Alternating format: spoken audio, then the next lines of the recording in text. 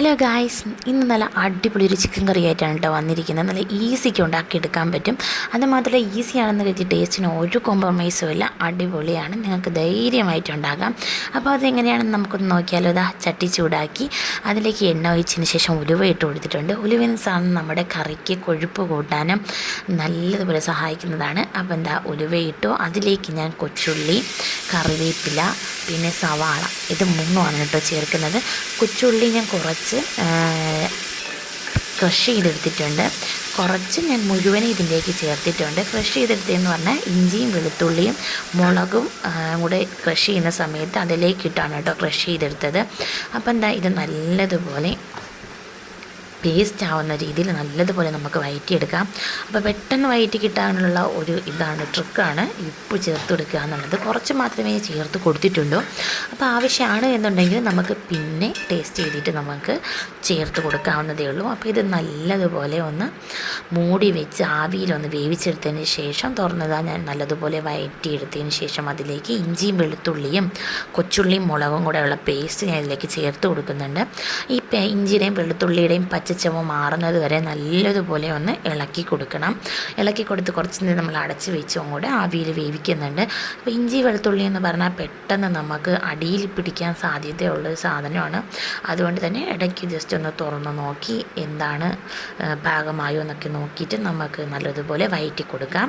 നല്ലതുപോലെ വഴറ്റിയതിന് ശേഷം അതിൻ്റെ പച്ചച്ചവ മാറിയതിന് ശേഷം മാത്രമേ പൊടികൾ ഇടാവൂ കേട്ടോ. അല്ലെങ്കിൽ ഒരു പച്ച കുത്തലുണ്ടാവും, ഇഞ്ചിയുടെയും വെളുത്തുള്ളിയുടെയൊക്കെ ഒരു പച്ച കുത്തലുണ്ടാവും. അത് നമ്മുടെ കറിക്ക് അത്രയ്ക്ക് നല്ല ടേസ്റ്റ് ഉണ്ടാവത്തില്ല. അതിൻ്റെ മണം മുന്തി നിൽക്കും. അപ്പോൾ നമുക്ക് എന്തോ പോലെ ഒരു ഫീൽ ഉണ്ടാവും. അപ്പോൾ എന്താ ഇത് നല്ലതുപോലെ പച്ചച്ചവ മാറിയതിന് ശേഷം അതിലേക്ക് നമുക്ക് പൊടികൾ ആഡ് ചെയ്ത് കൊടുക്കാം. അപ്പോൾ എന്താ ഞാൻ മല്ലിപ്പൊടിയാണ് ചേർത്ത് കൊടുത്തത്.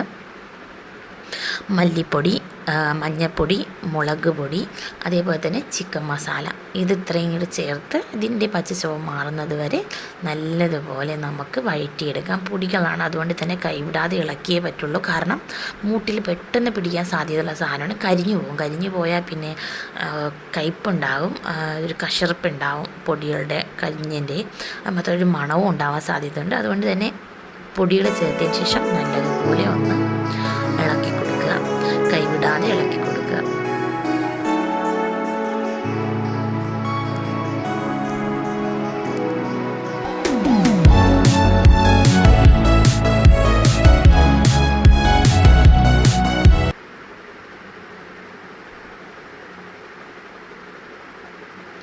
അപ്പോൾ ഇതാ പൊടികളൊക്കെ ഏകദേശം നല്ലതുപോലെ മൂത്ത് വന്നിട്ടുണ്ട്. അതിലേക്ക് നമുക്ക് പിന്നെ ചിക്കൻ ആഡ് ചെയ്യാം.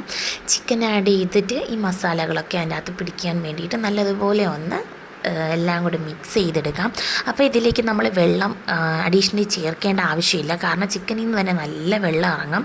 അപ്പോൾ ഇനി ഗ്രേവി വേണമെന്ന് തോന്നുന്നവർക്ക് മാത്രം ഇത് ജസ്റ്റ് ഒന്ന് തിളച്ചതിൻ്റെ വെള്ളമൊക്കെ ഇറങ്ങിയതിന് ശേഷം മാത്രം നമുക്ക് വെള്ളം ആഡ് ചെയ്ത് കൊടുത്താൽ മതി. ഇതിപ്പോൾ ഞാൻ എല്ലാ മസാലകളും നല്ലതുപോലെ ഒന്ന് തട്ടിപ്പൊത്തി വെക്കുന്നുണ്ട്.